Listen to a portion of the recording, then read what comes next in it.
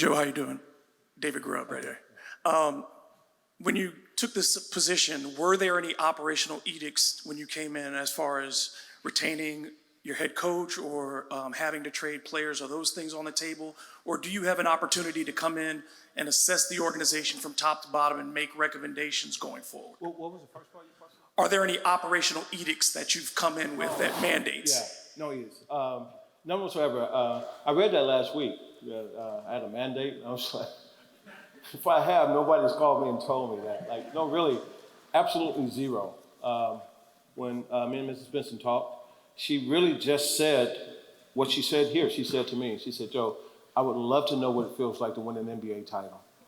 That was it. That was as close to an edict as you would get. And so I intend to do just that, what you just said, was like get to like know people first. Because I don't know the culture inside the building. I don't know the people. I know some of the people. I know Willie. I know someone's going to ask me about the coach and Willie. I've been knowing Willie forever. Great man. But Willie and I, we haven't even sat down and talked yet. Hopefully today, hopefully later on this evening, if we can catch up and have time. But we haven't even had a chance to sit down and talk yet, just because yesterday was my first day here, and so so I haven't even really had a chance to do that yet. I'm slowly starting to do it now and like talk to everyone. But no mandate. I mean, zero, nothing like that. My name is Fletcher Mackle. Nice to meet you. I was going to ask you, we all hear rhetoric, and we've heard rhetoric for a long time. It's great, but how do you make that a reality? Are there any core principles that you can elaborate on as far as what you said from a culture perspective, or kind of non-negotiables, just for some more perspective and depth on maybe how you plan on doing it? Yeah, just the standards that you set as an organization. Like you have to set standards, and you can't waver from those standards. They can't be like the first week of the season, that here's the standard, and as the season goes on, things slowly start changing. That's not championship. That's not contending. That's not elite basketball. That's not elite anything when you allow things to just slide. And so it's just setting standards early on, and then like you have to hold to that and hold everybody accountable to that. I think this, Fletcher, too.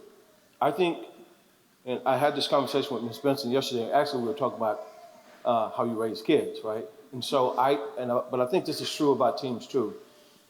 I can say anything I want to say. I can come in here and I can rattle off this, and this. But people have to see you live it every day. Like championship culture, like you're talking about playing into June every year. I can assure you, Fletcher, that is not this. You're not going to be up one day. Like they have to see you come in like a rock every day. And they have to know, we lost last night, we won last night, doesn't matter. Like this organization, we're gonna do things the right way, and we're not gonna waver from that. And I think culture is what you see every day when you come in. It can't fluctuate from day to day. It can't fluctuate from win to loss. That's what culture is, and that's how you get there. That's how you get to playing in June every year. Hey, Joe, Doug Mouton. Do you have a relationship with Zion Williamson now? And what are your impressions of him overall at this point? Well, I'll say this. At the league office, I've had to talk to Zion a few times. So I do have a relationship with Zion that started in my role at the league office. I won't go into those conversations there, but we've talked since then. And I've talked to Zion since I became EVP here, and we had exceptional conversations on the phone. Actually, I've talked to every player. Willie and I talked, 5 minutes, Willie, on the phone, something like that. Like, we talked for a couple of minutes on the phone. But I've talked to every player on the phone. I called every player and talked to each one of them individually. So, yeah, I tried to reach out and make sure that I touch these guys and let them know, let's go. It's time. It's time here in New Orleans. Hey, Joe, Aaron Summers here. I work for the team, so I'll be seeing a lot of you, but you've had a couple stops since your couple championships. Mm-hmm. What have you gained from your time with the Kings in the league office that you're going to bring into your approach this time around? So what's been good about that is it's great, because I had to deal with all 30 teams every day. I mean, like it was nonstop. And so in the course of my position at the league office, what you end up seeing is how every single team runs their business. And for me, it was great to just pick up, because you can pick up something from every organization. And so what I tried to do is pick up best practices from every organization out there. I dealt with every organization. I saw how each person, each team dealt with certain issues. And I just, I filed that away as I was, doing my job every day. And it was good. It was good to, it's good to get thoughts from besides just your small circle. It's good to see what everyone else does on a daily basis. And I think that was great. Hey, Joe, Shamit Dua here. You're inheriting a team that just had the second worst season in franchise history. Your starting point guard is going to miss some time to start the season next year. Just what are the goals for coming into next season? Are you trying to push this team back into the playoffs, or is there perhaps a longer, more patient approach there? So you build a culture where every game your team thinks that you can win every game. That you never walk on the court and think there's no chance for us to win. And so when you do that, the results will come from that. But to put something on the wall right here and now and say, well, we want to do this, right? That doesn't matter what you put on the wall. It's what you build on the ground first. So my focus will be just what we're building here. And as we build that, the results will come from that. And so you won't hear me make any predictions about we're going to do this. You don't do that. That's not what winning is. Like, you can go to any winning team, NFL, NBA, wherever, all 30 NBA teams. The really, really good teams, you'll never see them talking about that. What they will talk about is what we do every day, what we do every single day to be great. And I think that more than anything else is what we want to do here. We want to build every day on just being great every day. And I promise you, the results will show on the floor. I had another question. You became a senior executive at a very young age. And now there's been about a decade since you oversaw your own team. Just another personal question. There's only 30 of these jobs. Yeah.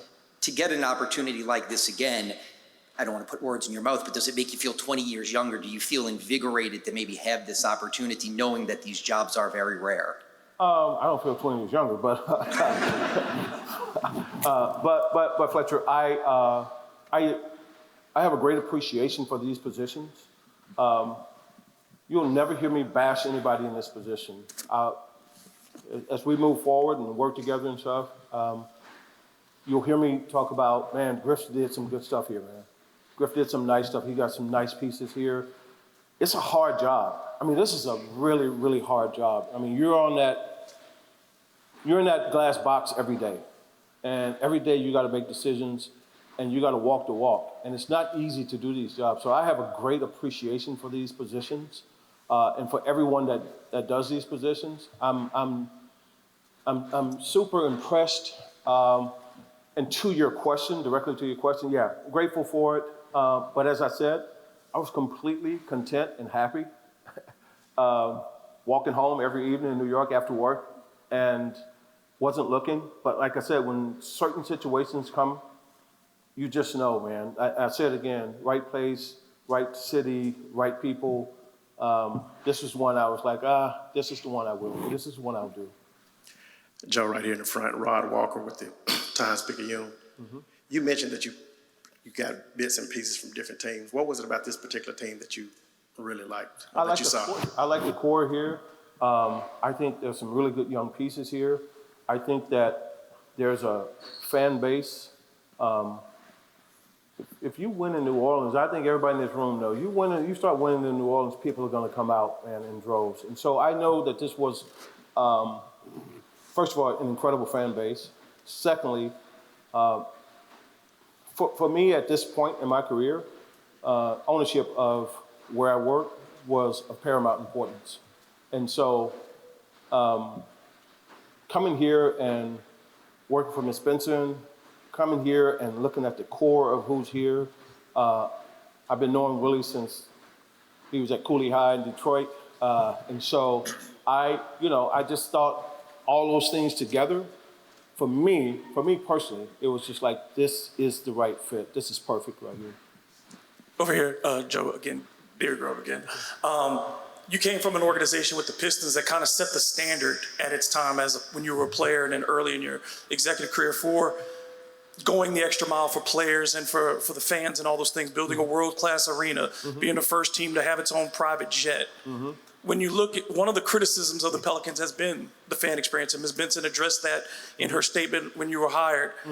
For the basketball operations and all those things, how important is it to get a stadium deal done or to get the arena renovated and to make the fan experience for Pelicans fans better? So I can't speak specifically to exactly your question, but I can say this. I trust what Ms. Benson and her execs we've talked about. I have zero doubt about that. What I am concerned about is the product that we put on the floor for whether it's this arena, Smoothie King, or somewhere else or wherever. For me, like, put the right product out there, it's gonna sell out. Fans are gonna come. Like, that's, Detroit,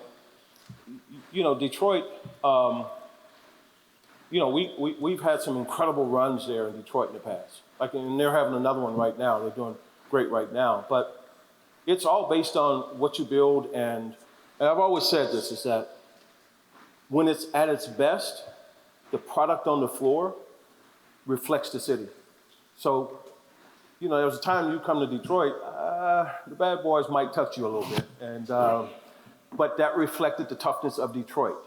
And so I think the same thing here. This is a resilient city. Like New Orleans is resilient, and people, they don't fold here, they don't just give up. And so you want a team to reflect that. And so for me, that's the main thing for me, is to put the right product on the floor. You can trust Ms. Benson what she says. Like, I trust what she's told me, and I have zero doubt about that. And I'm just thinking about, okay, that's gonna happen. Let's get a great product on the floor. Jake Madison over here. You mentioned trying to understand the culture of the team. What's your process for doing that? What are your goals over the next month for kind of seeing where this organization is as a whole? Listen more than you talk. Listen more than you talk. Look, I got a lot of experience. I've seen a lot of stuff over the years, but I haven't seen it here in New Orleans. And so to come here and just talk, and you're not listening. I've yesterday did a lot of listening. I did a lot of listening this morning. After this is over with, the rest of the week, I sit down with people and I tell them, like, tell me what's happening. Like, what's going on? What can be better? What are we doing wrong here? What are we doing right here? Like, who's got positive energy? Who's got bad energy in the building? Like, I'm asking questions and letting people tell me what's happening. To come in, you can have all the experience in the world, but if you don't know the culture of the building, if you can't talk to people and let them talk to you, you're missing. You're missing, and so I don't want to miss. I want to listen to people tell me what's happening. Joe Schmidt here again. Since your time in Detroit, the league has rapidly embraced analytics. There's just been a great proliferation of that across the league.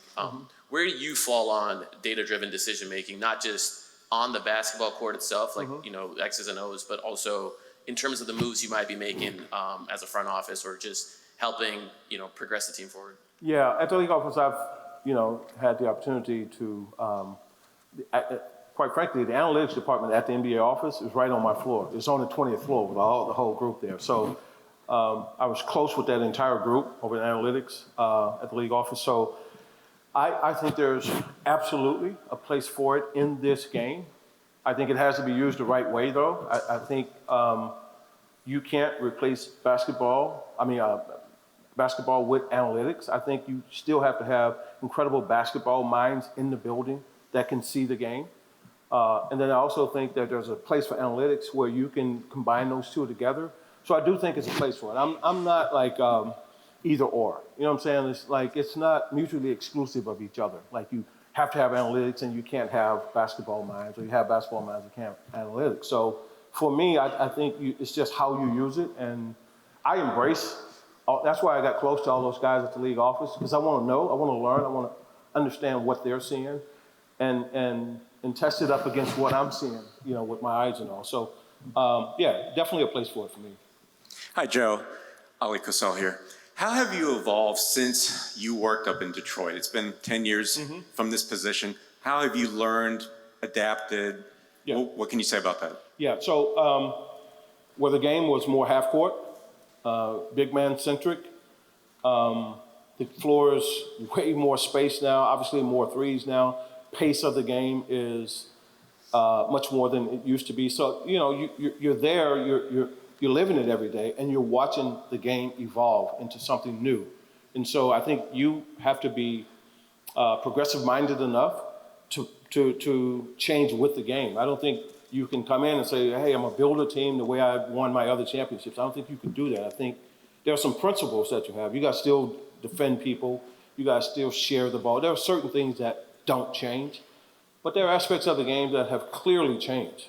Like I said, the spacing of the floor, the pace of the game, the amount of three shot, players who can play multiple positions, like all those things have changed over the years. In the center, Brett Martell with AP. In regards to the number of man games missed to injury this past season for this club, is that something that you want to analyze or address in any way, or do you think it was really just bad luck and there's only so much management can do? Find out what's happening. You see it from afar. I'm watching it this past season.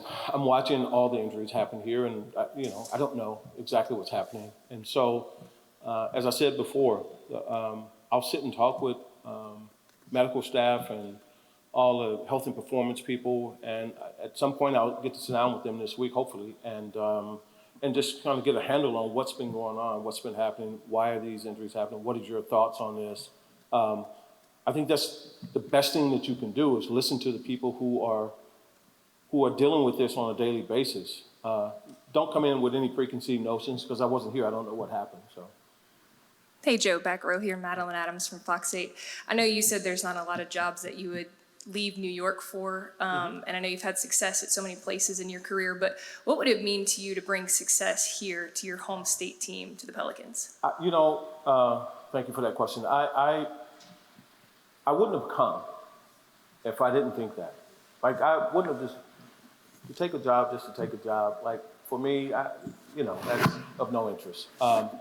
So I wouldn't have come if I didn't think that we could build and become winners here. And so that was the whole purpose for me coming. Otherwise, I would have stayed where I was.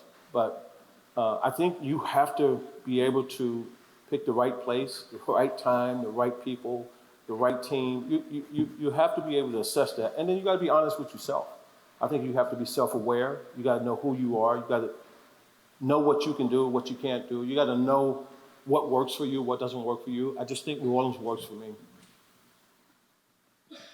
Just a lighter question, Joe. There's the famous meme of you holding multiple phones on the. Like the flip phone? Yeah. Do you have new phones now? Yeah. You got an iPhone? I have two phones, but they're two iPhones now. All right. Just making sure. Yeah. If I can ask one more question. Sure, Fletcher. Correct me if I'm wrong. I think when you were with the league office, you were the person who was in the room at the lottery with the ping pong balls. Yes. Are you going to bring any luck this year, and are you going to represent the team on the dais? So I don't know. I was thinking about that. So it was my department that we oversaw the room where it actually takes place in the back, and I would always be in there. I've been in there for the last 3 or 4 years. And I was thinking, I think I might want to go back in there with my staff in there. Those are all my guys I work with there. So I don't know yet. I was thinking about that, Fletcher. I was thinking about that yesterday. I was like, well, the dais, I'm going to be in the back. So I don't know yet. On that note, you have a big draft coming up. Sorry, right here again. Yeah, you have a big draft coming up. Just outside of getting the right person in the building, what are some qualities that you might look for from a pick that is a top potential 3 or 4 pick? I'm sorry, I didn't hear the first part. Yeah, what qualities would you look for in a pick that's like top 3 or 4 outside of just getting like the right person in the building? Listen, I think whether it's the top 4 pick or whether it's the 50th pick, the approach that guys take to this is like, look, you're not going to be successful just with talent alone.